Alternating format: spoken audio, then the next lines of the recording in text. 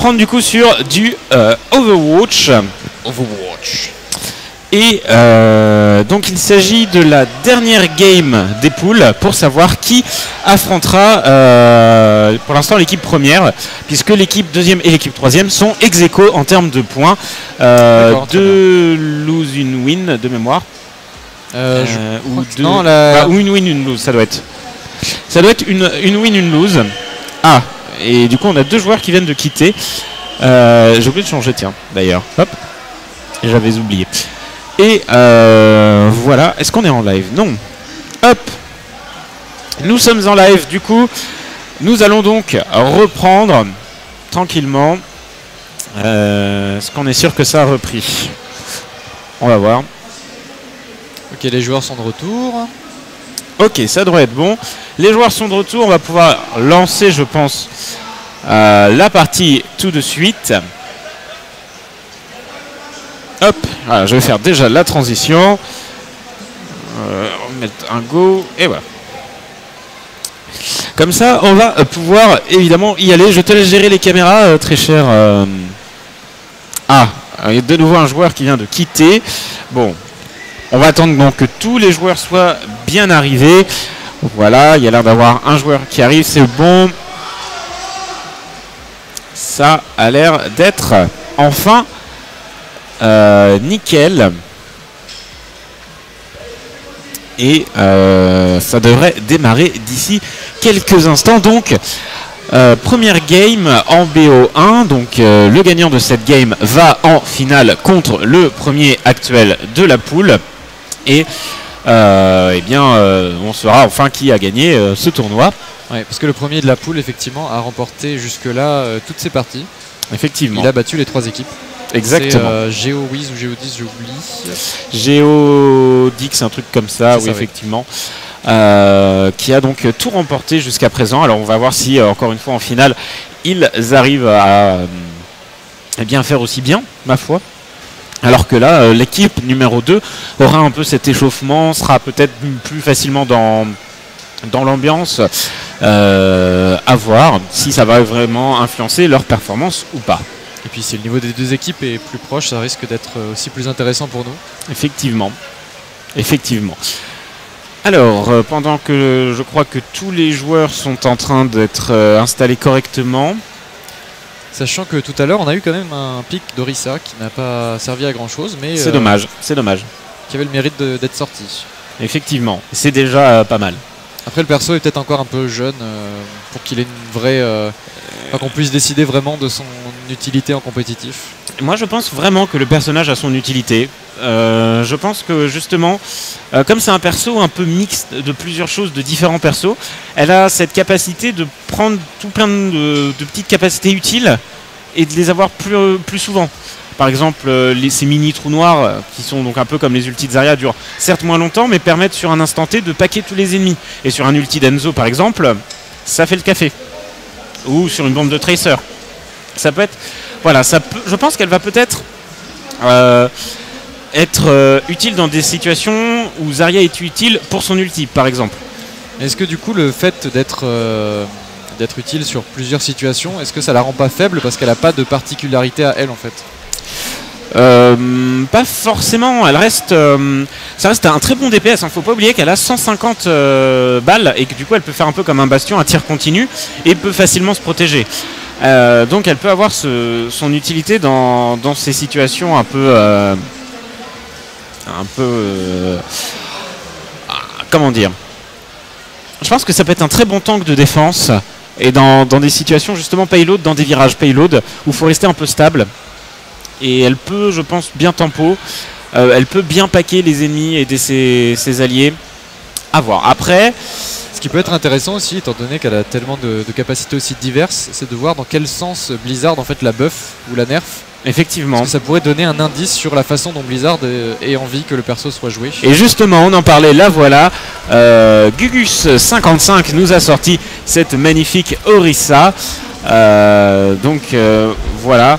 Un très bon tank. Je trouve que l'utilité de son comment dire, shield interne qui la protège pendant 5 secondes est pas très utile. Enfin, en tout cas, personnellement, en la jouant, j'en ai pas trouvé une grande utilité.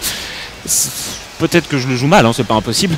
Après, à voir si ça peut vraiment avoir une influence pour fuir dans certains teamfights qui seraient nécessiteux d'une fuite. Ouais, ça a l'air d'être effectivement un counter assez spécifique seulement contre certains héros en particulier. Bon, après tout, c'est un peu le cas dans Overwatch assez souvent, mais pour un tank, effectivement, c'est assez. On a peut-être envie d'avoir un personnage un peu plus équilibré au niveau de. Effectivement. Alors, on va parler un peu, tiens, de la compo pour l'équipe donc qui attaque. Nous avons un Reaper, c'est un très bon choix. Un Bastion, c'est un choix un peu plus étonnant quand on est en attaque. On a beaucoup de bastions qui sortent. Effectivement. Un Enzo, bon, ça reste un pick que l'on voit assez régulièrement. Une Ange, ça me fait plaisir, étant mon support préféré sur ce jeu. Orisa, donc, et puis un Soldier pour apporter le DPS. Et là, on voit du coup un beau combo entre Orisa et Bastion. Orisa met son shield devant Bastion, et après, elle peut un peu plus vaquer à ses occupations, j'ai envie de dire, ou apporter une seconde source de dégâts intéressante. Une espèce de mini Reinhardt Bastion, quoi. Exactement. Qui est l'avantage de son shield, qui a 900 PV. Allez, on voit le TP de ce Reaper qui va tenter, alors contre la Widow, est-ce qu'il va réussir? Attention, la Widow qui du coup l'a vu, il faut bouger, très bonne réaction, il faut sauter aussi, ça peut effectivement influer. Le qui décide de s'enfuir au final. Le Torbjorn qui est très low life, c'est dommage, on aurait peut-être pu le finir, au final il meurt quand même de la tourelle. Mauvaise décision. Cette tourelle, il va falloir essayer de l'enlever rapidement, peut-être le rôle justement d'Orisa qui peut se permettre de prendre quelques dégâts. Là par exemple, l'utilité de sa protection, elle se protège et tape la tourelle, elle prend certes quelques dégâts mais moins et peut enlever la tourelle facilement. Je pense que là par exemple ce genre de situation pourrait passer pour Orisa. Et pendant qu'elle se fait un peu martyriser, la pauvre, elle est soignée évidemment par sa Ange. Il faudrait réussir à sortir du spawn. Là, il faut sortir du spawn pour l'instant. C'est complètement bloqué. Il faut se regrouper, tout simplement. Là, du côté des rouges, le raise pas très utile. L'ulti pas très utile non plus. Là, on a utilisé un peu de ulti bêtement. C'est dommage. C'est un peu dommage.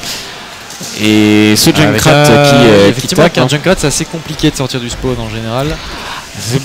Oui, mais on a un Reaper, on peut Ghost, essayer de sortir, passer derrière, voilà, par exemple. Effectivement. Il faut tenter des trucs là, il faut tenter. Il faut aller sur ce point, il faut aller d'un seul bloc sur ce point, enlever cette tourelle de Torbjorn qui va faire quelques dégâts. Ou voilà, très bonne réaction.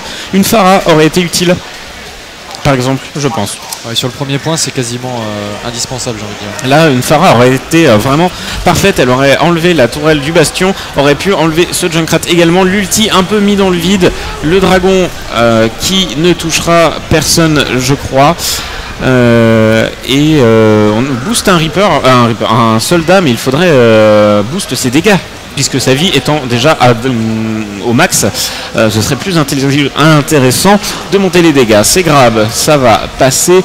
La Ange dans la difficulté, Orisa qui va tomber également.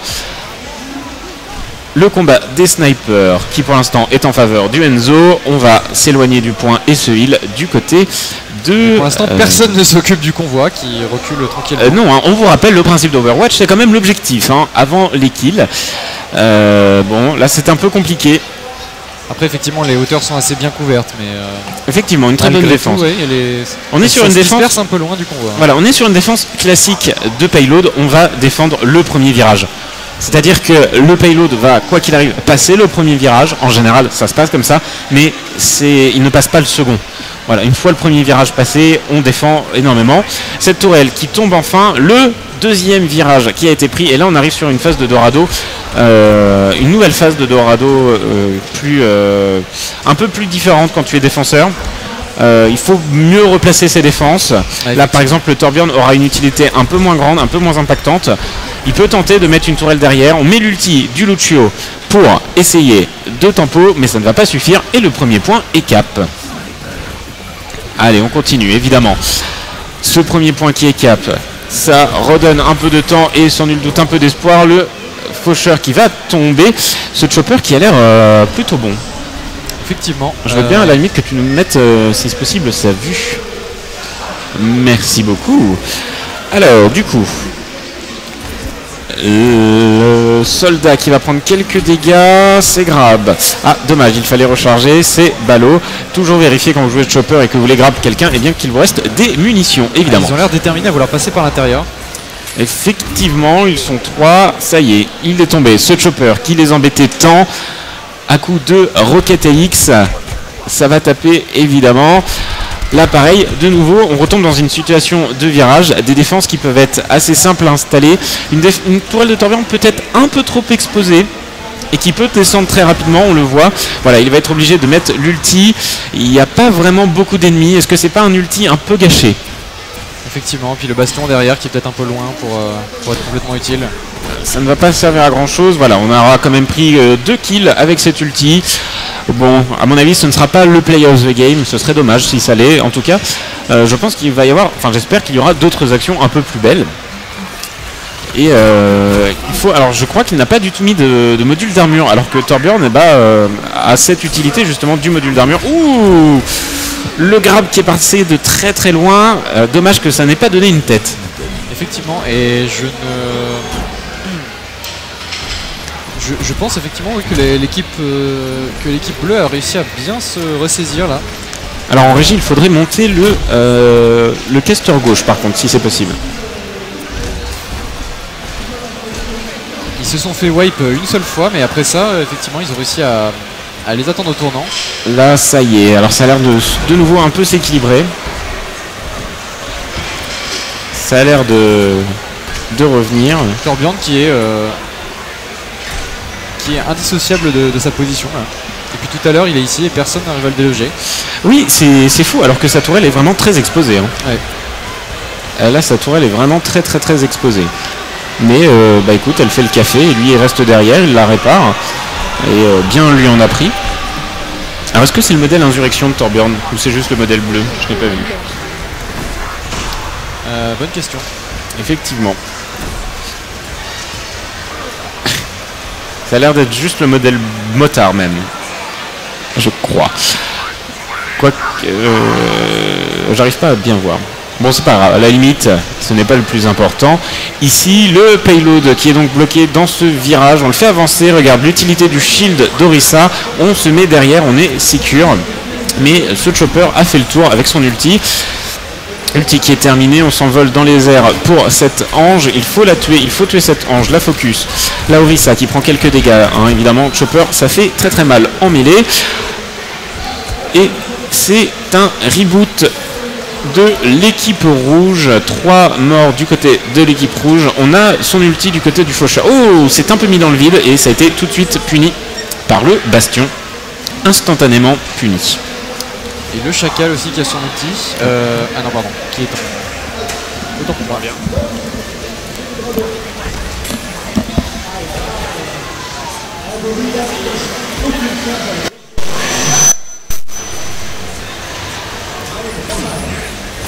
Et toujours ce tournant difficile pour l'équipe rouge hein, qui n'arrive décidément pas à progresser.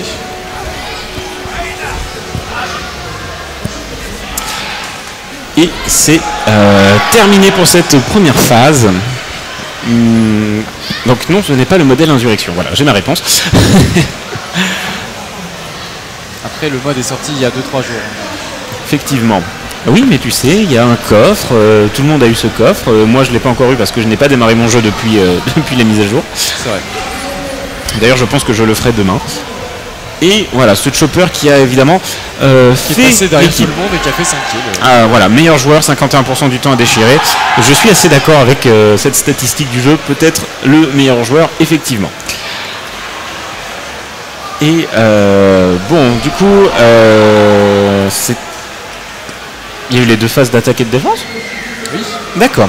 Ce n'est donc moi qui n'ai pas du tout suivi, excusez-moi.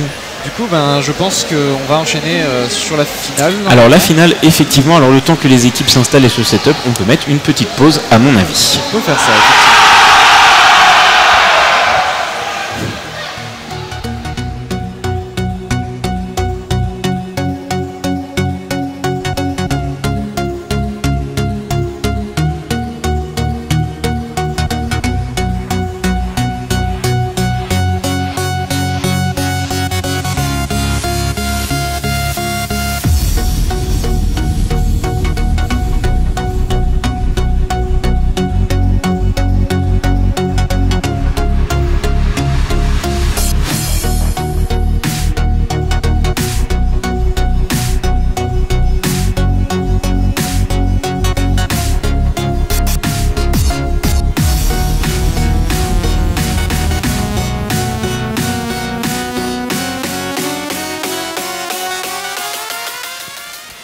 Alors, il semblerait donc qu'il y ait une autre partie. Parce que du coup... Ah, hop là.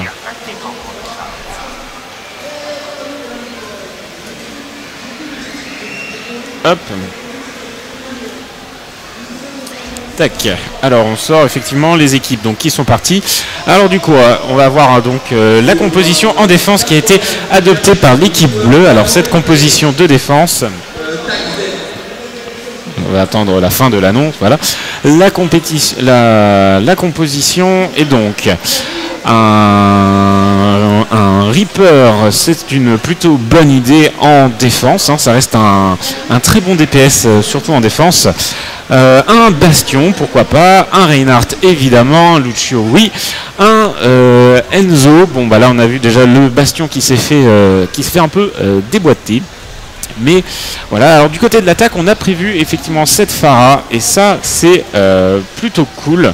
Et voyons voir justement cette Pharah, ce qu'elle peut nous proposer. Hop.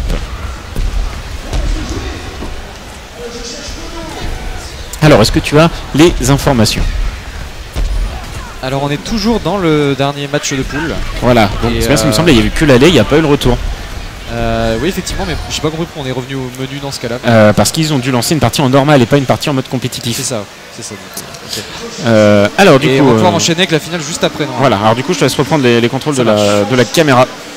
Alors qu'est-ce qu'on a?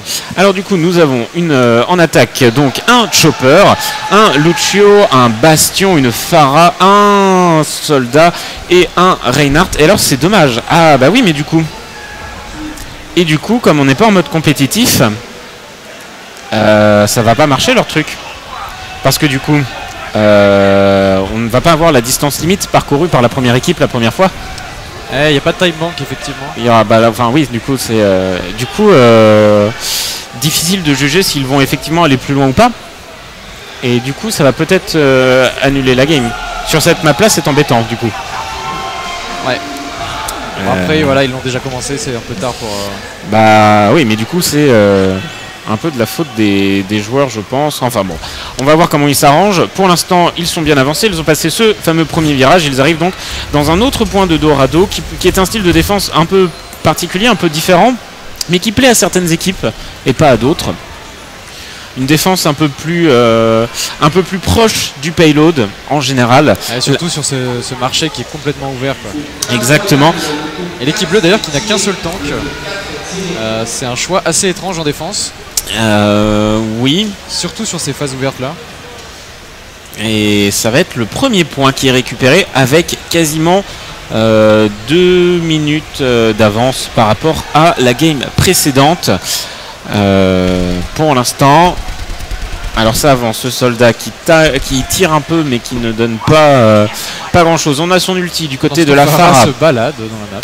On a son ulti du côté de la Pharah, ça pourrait donner quelque chose. Alors évidemment, on va attendre les ennemis, voilà, pour possiblement les spawn kills. Alors le direct hit qui devient compliqué, plus tu es en l'air avec Pharah, plus tu dois anticiper, puisque plus tes roquettes mettront de temps à arriver. C'est le principe. Et là, ce Bastion, il faut focus ce Bastion, voilà, très très bien exécuté. On va continuer à taper dans le tas, mettre un peu d'AO. Le très bon pneu, ça je pense que ce sera le play of the game. Oui, quadruple kill effectivement pour le Chacal. Le très bon pneu. Et là, bon, là ils ont forcément été plus loin. Donc là par exemple, ils auraient déjà gagné, je pense, normalement. Si on était effectivement en compétitif, voilà, si on était en compétitif, ils auraient gagné. Mais bon, très largement, je pense que là, s'ils mettent simplement le deuxième point, ça validera. Les équipes pourront s'arrêter. Peut-être qu'ils iront au troisième point pour avoir le play of the game, parce que si tu quittes une partie comme ça, tu n'auras pas le play of the game. Mais je pense qu'ils vont aller jusqu'au bout. Parce que ils ont quitté la partie entre temps. Donc, effectivement. Mais bon, du coup, on a déjà d'ores et déjà une victoire du coup de cette équipe rouge. Est-ce que tu as le nom de l'équipe rouge? Est-ce que tu sais à qui elle correspond? Non, il faudrait que j'aille vérifier après. Bon alors écoute, on se renseignera. Et du coup, eh bien, la finale qui va pouvoir démarrer juste après. C'est vrai que pour le coup, c'est moins pratique dans Overwatch parce qu'on peut pas changer le nom des équipes directement dans le lobby. Si tu peux. Tu peux? Oui, là où c'est écrit équipe 1 et équipe 2, tu peux les renommer. D'accord, parce que j'avais essayé tout à l'heure, mais... Et si, tu peux les renommer, même à la victoire, ça te met le nom de l'équipe gagnante. Donc tu peux, ça a été rajouté il y a déjà un certain temps. Quand ils ont fait un peu tout le mode spec, justement, ils l'ont rajouté. Alors... Un petit duel de Pharah. Effectivement. Et ça va se taper. On essaye les direct hits, mais c'est compliqué avec Pharah, les roquettes directes. Et vous entendez le troll ball, hein, vraiment. Alors, ça va taper, ça va défendre. Du coup, la défense qui est revenue. La défense qui est revenue. Le payload qui n'avance plus. Peut-être une phase... Ah, l'ulti de ce Reinhardt qui va peut-être donner un kill. Non, Orisa et Reaper ont très bien défendu. Oh, Sebastien. Mais Sebastien, mais arrêtez-le. Alors par contre, très mauvais choix de focus. Sebastien aurait dû largement, je pense, tenter de taper le faucheur, qui avait beaucoup moins de PV que l'autre Bastion, justement, et qui pouvait mettre un DPS quand même assez conséquent. Un mauvais choix de focus, ça peut arriver. Il part tout seul avec son ulti dans une équipe. L'ulti du Lucio qui va évidemment nullifier l'ulti du Chopper. Et là, on voit un peu la double utilité Orisa Bastion, bon, bah, qui sont morts d'un pneu, mais voilà, tu vois, tu as cette espèce de double tourelle assez protégée avec 900 PV de shield, enfin un shield à 900 HP. Pour rappel, hein, celui de Reinhardt est de 2000, donc 2 fois plus globalement, hein, pour arrondir. C'est donc un très bon shield, hein, de la part d'Orisa. On va se mettre un peu plus sécure du côté de ce Reaper. On va faire avancer le convoi du côté de l'équipe rouge. La charge qui empalera une Orisa qui va donc tomber d'un coup de marteau. Le shield qui est revenu à presque 100% de ses PV et qui va donc servir de rempart. Le deuxième point qui est validé. Il reste 3,40 donc pour valider cette carte pour l'équipe rouge. Ça continue d'avancer évidemment. Ça avance et là c'est un... les rouges qui ont l'air plutôt inarrêtables sur cette dernière. Là ça avance oui, plutôt bien. Un premier virage qui est pris sans trop de difficultés. On va essayer de spawn kill les adversaires pour faire avancer le payload. N'oubliez pas, il faut rester à 3 hein, sur ce payload. Ce Reinhardt qui s'avance beaucoup trop, le payload qui avancera moins vite évidemment. Alors qu'il n'y avait pas de danger immédiat, il aurait pu rester un peu plus sur le payload.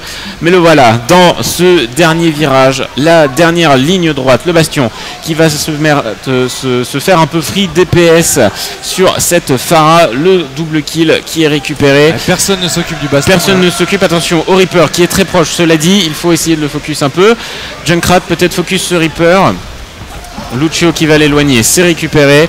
Et là, ça avance. Passer en mode soin pour ce Lucio. Allez, Lucio, passez le mode soin et c'est un ulti de Pharah, mais ça va suffire. Oui. Malheureusement, il restait 2 personnes. Ça n'a pas suffi évidemment. Et game donc récupéré par l'équipe rouge qui a donc réussi. Et voilà, hein, on le disait, donc le play of the game. C'est donc, à mon avis, le pneu qui va faire 4 kills. Voilà, vous allez donc pouvoir l'admirer, je pense. Voilà, on récupère déjà un kill avec la mine et là on passe derrière le shield et c'est fatal. Juste à la limite du bouclier. Très très beau, très beau. Pas mal. Hein. Et voilà, donc du coup toi tu me remets quand je bois. Tout à fait. Voilà, bah comme ça, écoutez. C'est histoire de t'humaniser un peu en fait. Ah mais je comprends, il n'y a pas de souci, Alors du coup, c'est validé je pense comme étant une victoire pour l'équipe rouge. Donc ouais, on va sûrement passer aux phases finales dans quelques instants. Donc là je peux vous remettre effectivement la pause et on se donne rendez-vous le temps que toutes les équipes se remettent. A tout de suite.